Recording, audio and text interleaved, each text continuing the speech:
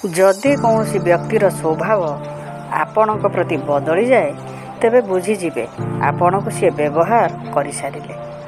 ଯେଉଁ ଲୋକ ଭାବୁଛନ୍ତି ବଦଳିଗଲା ବୋଲି ପ୍ରକୃତରେ ସେ ଲୋକ ବଦଳିନି, ତାର ପ୍ରକୃତ ସ୍ୱଭାବ ହେଉଛି ସେଇଆ।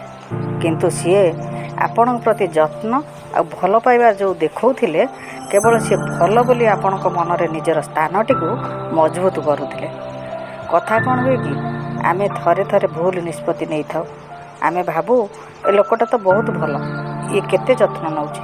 ଫଳସ୍ୱରୂପ ଆମେ ସେ ଲୋକକୁ ଆମ ସାରା ଜୀବନର ପୁଞ୍ଜି ବିନା ଦ୍ୱିଧାରେ ସମର୍ପଣ କରିଦେଇଥାଉ। କିନ୍ତୁ ଯେତେବେଳେ ସେ ଲୋକ ତୁମ ପାଖରୁ କାମ ସରିଯାଏ କିମ୍ବା ଆଉ କିଏ ମିଳିଯାଏ ଯାହାଠାରୁ ଆଉ କିଛି ବର୍ଷ କାମ ହାସଲ କରିପାରିବେ, ସେତେବେଳେ ତାଙ୍କ ସ୍ୱଭାବରେ ପରିବର୍ତ୍ତନ ଆସେ। ଆମେ ଭାବୁ ଏ ଲୋକ ବଦଳିଗଲା କାହିଁକି, କିନ୍ତୁ ସେ ଲୋକ ବଦଳି ନଥାଏ, ତାର ସ୍ୱଭାବ ହିଁ ସେଇଆ ଆଉ ତାର ପରମ୍ପରା ବି ସେଇଆ।